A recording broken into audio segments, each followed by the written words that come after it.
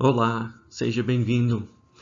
Hoje neste vídeo nós vamos falar sobre evangelismo, um aspecto que muitas pessoas nem considerem, né, quando eles ensinam sobre evangelismo, mas tem um aspecto da transformação da vida, né, que vem junto com a conversão verdadeira de uma pessoa.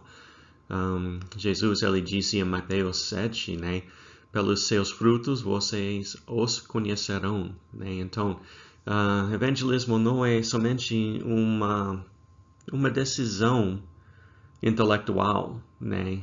Tem tudo a ver com a obra do Espírito Santo na vida da pessoa também. Então, o Espírito Santo vai trazer uma transformação, vai ter uma manifestação do Espírito Santo ou umas indicações que a pessoa não é mais a mesma pessoa que a pessoa era antes de ter fé em Jesus Cristo. No Atos dos Apóstolos, né, podemos ver várias manifestações do Espírito Santo, né? Muitas pessoas, quando eles ouvem a manifestação do Espírito Santo, eles imediatamente pensam em falar em línguas, né? E no Atos dos Apóstolos, nós lemos sobre isto, né? Pelo menos duas vezes. Atos 10, 44 até 46 e também 19, versículo 6. Pessoas que aceitaram Jesus ou começaram a crer em Jesus, quando o Espírito Santo entrou na pessoa, eles falaram em línguas. Mas também no livro dos Atos dos Apóstolos tem muitas vezes que não falaram em línguas.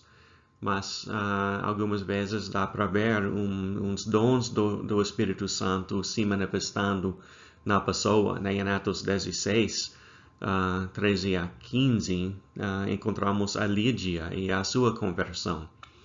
E, bem na hora, ela convidou Paulo e a turma dele, que normalmente era 3 até 5 homens com ele, viajando, ministrando, né? Ela convidou todos eles para ficar na casa dela, né? E essa hospitalidade dela é uma manifestação do dom de hospitalidade. Então dá para ver a mudança, a transformação da vida dela. E também em Atos 16, né? Tem a situação na prisão, quando tinha o terremoto e o carcereiro, ele quis se matar, porque os prisioneiros poderiam fugir. Mas, enfim, ele não fez isto, né? Perguntou para Paulo e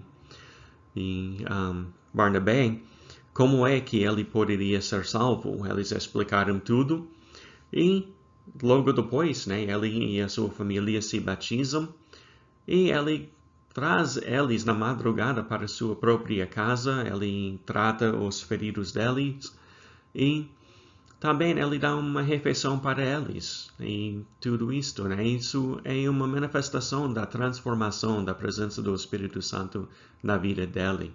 Então dá para ver que de várias maneiras o Espírito Santo se manifesta quando a conversão da pessoa é real. É um ato de fé, não somente um ato do intelecto. Nós vamos passar mais tempo no livro de João, né? O Evangelho de João. Em João 2, 23 a 25, nós lemos essa história. É meio esquisito no início, né? João ele escreveu: enquanto estava em Jerusalém, isto sendo Jesus em Jerusalém, na festa da Páscoa, muitos viram os sinais miraculosos que ele estava realizando e creram em seu nome. Mas Jesus não se confiava a eles, pois conhecia a todos. Não precisava que ninguém lhe disse testemunho a respeito do homem, pois ele bem sabia o que havia no homem. Então, eu coloquei aqui em azul, né, essas duas palavras, creram e confiava, porque em grego são a mesma palavra, ou tem a mesma raiz nessa palavra, e é fé. Então, o que João escreveu aqui é que essa multidão viu os milagres, chegaram ao Jesus dizendo, cremos em ti. E Jesus respondeu, eu não creio em vocês. E em evangelismo nós não fazemos isto, né? Quando alguém quer aceitar Jesus, né? Nem pensamos, vamos lá, né? E tudo, mas aqui João mostrou que era alguma coisa faltando na fé dessa multidão. Então, quando ele coloca essa história aqui, ele nos dá realmente a responsabilidade de perceber se a pessoa está realmente se convertendo. Porque a pessoa pode ter uma fé intelectual, uma crença que muda no cérebro, na mente da pessoa, que realmente não é a fé em Jesus que salva, né?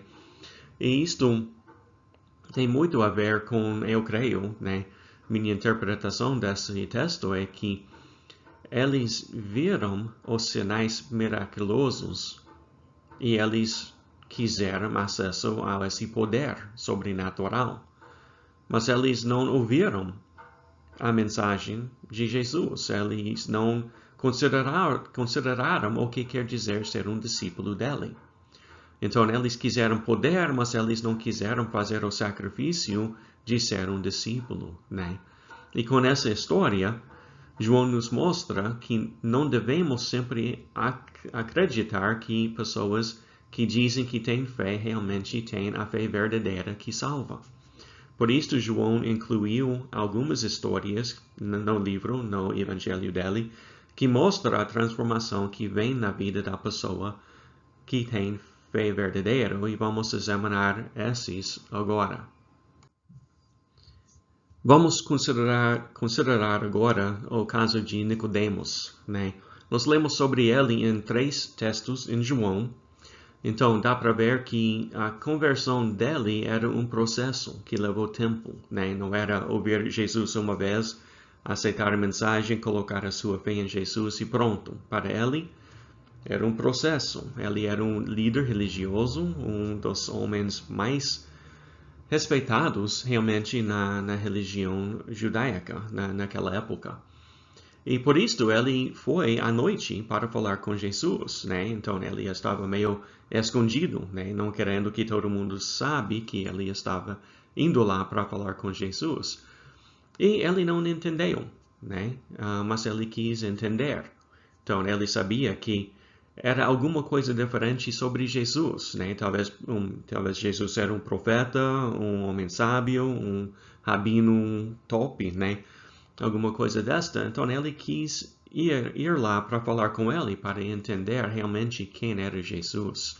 E no final, nessa parte em João 3, ele ainda não acreditou em Jesus, né? Como Messias, como Senhor e Salvador, como dizemos hoje, né?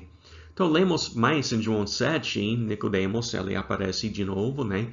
Jesus estava lá fazendo vários milagres e tudo, né? E os líderes religiosos estavam com ciúmes. E lá, nesse texto, eles estavam acusando Jesus, querendo trazer ele diante deles para ser julgado, né? E tudo, e provavelmente condenado. Mas Nicodemos, ele estava lá também, e ele disse, olha, não é nosso costume condenar alguém sem ouvir eles. E os líderes religiosos acusaram Nicodemos de ser um seguidor de Jesus, né? Então já dá para ver uma mudança um pouquinho em Nicodemos, né? Mas em João 19 encontramos Nicodemos de novo, né? E nesse capítulo foi depois da morte de Jesus na cruz, e o José foi para buscar o corpo dele e Nicodemos foi junto com ele para colocar o corpo de Jesus no sepulcro. Então, temos que entender, né? Porque isto era a véspera da Páscoa. Era a festa mais importante no calendário dos judeus. E aqui é Nicodemos indo lá para tirar o corpo de Jesus da cruz, né? E o momento em que ele tocou o corpo, ele ia tornar imundo. E ele não poderia celebrar a festa da Páscoa. Então, aqui é um líder dos judeus sacrificando a festa da Páscoa para cuidar do corpo de Jesus. Então, ele estava pagando um preço para ir lá. E não somente isto, né? Porque toda a turma dele, os outros líderes religiosos, seriam lá festejando, celebrando essa festa. E ele ausente. Então, todo mundo ia saber que ele não estava lá, todo mundo ia começar a fazer perguntas e tudo, e ele não vai ter nenhuma desculpa. Eu fui lá e eu cuidei do corpo de Jesus Cristo, né? Porque você faria isto, Nicodemos? Porque eu creio que realmente ele era o Messias. E ele vale mais do que essa festa de Páscoa. Então, ao longo do livro de João, dá para ver essa mudança em Nicodemos e o fato que ele ia pagar um preço caro para tratar o corpo de Jesus como deveria ter tratado. Então, eu vejo com tudo isto que realmente Nicodemos tornou um seguidor de Jesus, um discípulo dele, né? Vamos agora olhar em João capítulo 4, a história da mulher samaritana. Muitos de vocês já conhecem bem essa história, então não vou tratar tudo que está na história, só quero destacar a transformação dela, né? Então sabemos que ela estava lá pegando água do poço, bem fora da hora normal, né? E provavelmente isto era para evitar as outras mulheres, porque a mulher samaritana era uma mulher de má fama, né?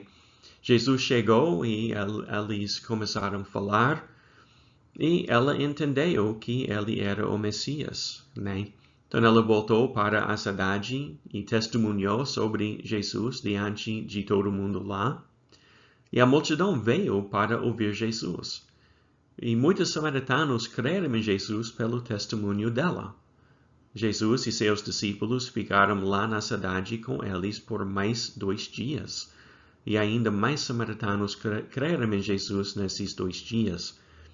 Então, quem ela era antes de ter fé em Jesus era uma mulher desprezada, né? Ficando fora da multidão, evitando a polêmica e a controvérsia que a sua vida criou, né? Depois de ouvir Jesus e crer que ele era o Messias, ela voltou para a cidade e disse, olha, quero apresentar um homem que contou tudo da minha vida.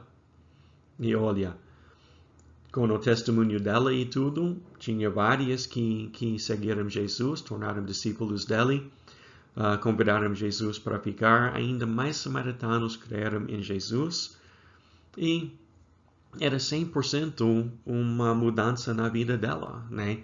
Ela não evitava mais pessoas, ela quis falar sobre o que Jesus fez na sua vida e explicar para todo mundo quem Jesus era. Então, dá para ver que mudou tudo na vida dela. João capítulo 5 é mais um caso, né? O homem paralítico. E essa é um pouquinho mais complicado, né? Essa história. Porque tinha o homem paralítico, ele esperava ao lado do tanque lá, né?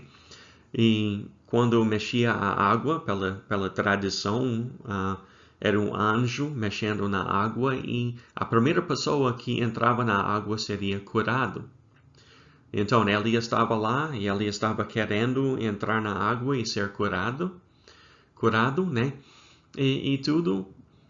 E passou muitos anos lá esperando e nunca conseguindo ser a primeira pessoa que entrava na água. Então chegou Jesus falando com ele, ouvindo a história dele, e Jesus perguntou, por que você, com todo esse tempo esperando, não está curado? E esse homem começou a explicar, né? Porque ele não tinha ninguém para ajudar ele, Outras pessoas tinham e tudo, aqui, isto e aquilo e outra coisa. Mas dá para ver que o homem, ele não estava dizendo, eu não posso entrar na água. A resposta dele para Jesus era a culpa de outras pessoas. Meus amigos não me ajudam, outras pessoas aqui não me ajudam, minha família não ajuda. Por culpa deles eu não sou curado, né? E Jesus curou ele. E isto aconteceu no sábado, né? Então ele estava curado, pegou a maca, estava voltando para casa e os líderes religiosos começaram a cobrar ele, porque ele estava trabalhando no sábado, carregando a maca. E o que aconteceu? O homem disse, olha, o homem que me curou me disse, pega a maca e ir para casa. Então, perguntando quem te curou, eu não sei. O cara foi curado e nem sabia o nome de Jesus, né? Mas na hora que ele estava recebendo o castigo dos líderes religiosos, ele começou a jogar a culpa em Jesus. Então dá para ver que nada na vida dele mudou, além da cura, né? Ele poderia andar agora, mas nada dentro dele, nas atitudes e no coração e os hábitos dele, mudou. Então, Jesus voltou e avisou ele para não continuar jogando culpa em outras pessoas ou algo pior pode acontecer com ele. E pensando nisto, né, ele era paralítico por 38 anos. Então, o que poderia ser pior de 38 anos como paralítico? Pouca coisa, né? Então, Jesus estava, eu creio, falando na eternidade desse homem.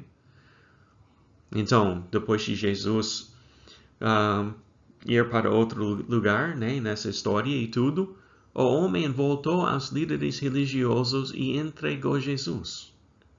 Agora, ele sabia o nome de Jesus, foi lá e entregou Jesus aos líderes religiosos. Então, quando pensamos nessa história, podemos ver a transformação desse cara? Não, porque realmente nada mudou na vida dele, além de ter a habilidade de andar. Então, eu lutava muito com essa história quando comecei a perguntar ou fazer perguntas, considerar a história, né? Porque muitas vezes nos evangelhos a cura vem junto com fé. E não somente fé para ser curado, mas fé para ser salvo. Então, essa história é complicada porque não houve transformação. E, entregando Jesus pelo nome aos líderes religiosos, esse cara convidou esse algo pior que poderia acontecer com ele, né?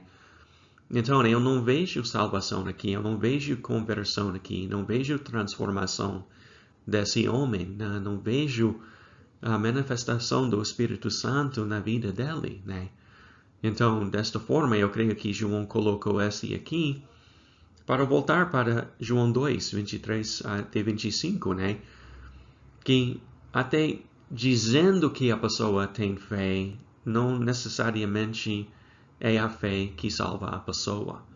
Então, é muito para considerar, mas eu convido vocês a ler essas histórias e considerem bem esse aspecto da transformação ou a falta de transformação de pessoas. Então, é muito importante.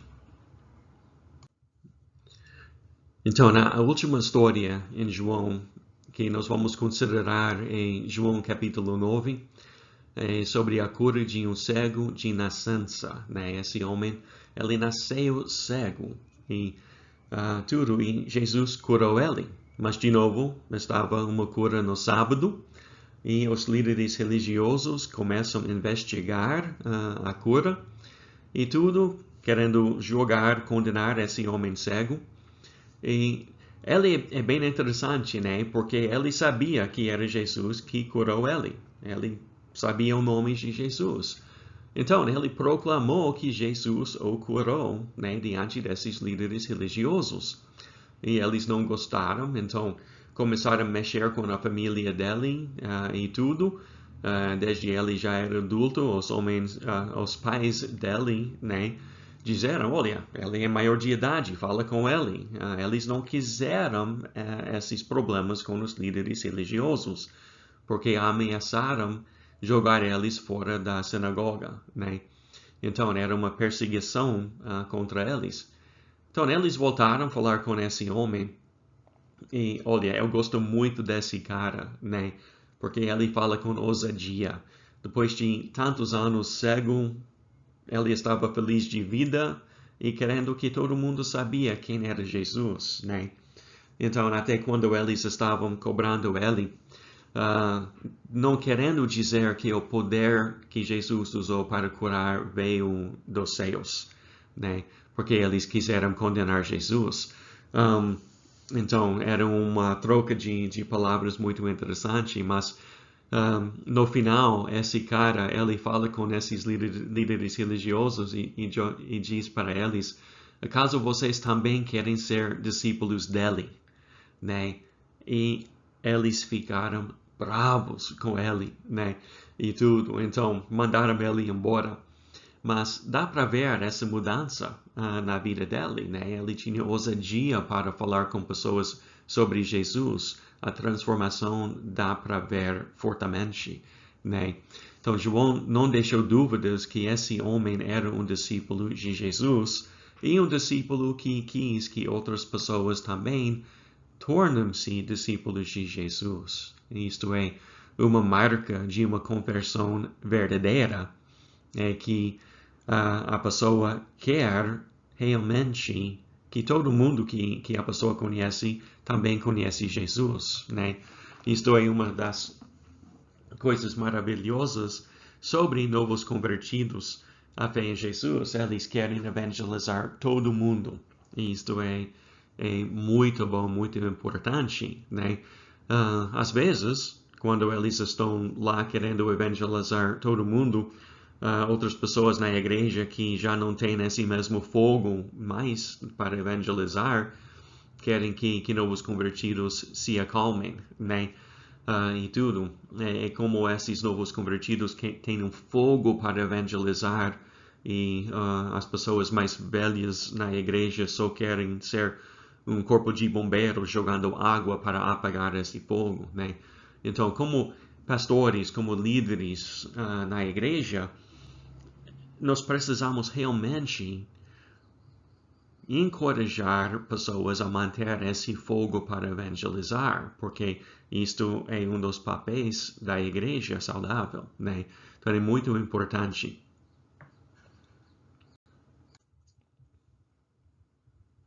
Então, para concluir esse vídeo, né, essa consideração da transformação ou da manifestação do Espírito Santo no ato de evangelizar, né, pessoas realmente convertidos com fé verdadeira que salva, vai mostrar, vai revelar uma transformação da vida da pessoa, né? Então não podemos negar o fato que a conversão verdadeira de pessoas resulta em vidas transformadas. Enquanto nos evangelizamos, devemos não pensar que alguém é salvo sem ver uma transformação, né?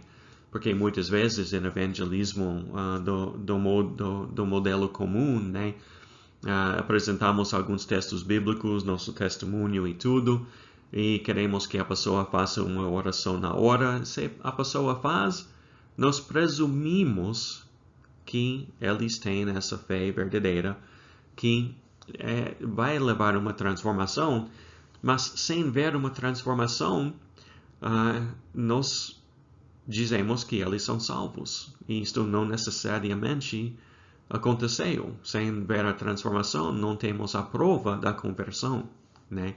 Então é muito importante, porque muitas vezes pessoas, né, fazendo essa oração e tudo, nunca vão na igreja, não permanecem na igreja, nunca se batizam, não têm realmente nenhum compromisso com Jesus Cristo. E isto mostra que tem alguma coisa faltando na fé dessas pessoas. Então, precisamos cuidar muito nesse assunto, né? Porque no Novo Testamento dá para ver que eles cuidaram muito nessa questão. Não esquece, nunca esquece, Jesus disse, pelos seus frutos vocês os reconhecerão. Mateus 7, 15 a 20, a história onde Jesus disse isto. Então, isto não é um convite para cuidar. Isto passa para nossa responsabilidade de cuidar em evangelismo. Porque evangelismo, se nós falhamos na mensagem, podemos criar sincretismo na igreja. Se nós falhamos no evangelismo e pessoas que não são salvos entram na igreja, fazendo decisões, entrando na liderança, ou sentado no banco fazendo nada, né, por 20 anos, isto altera realmente nossa eclesiologia.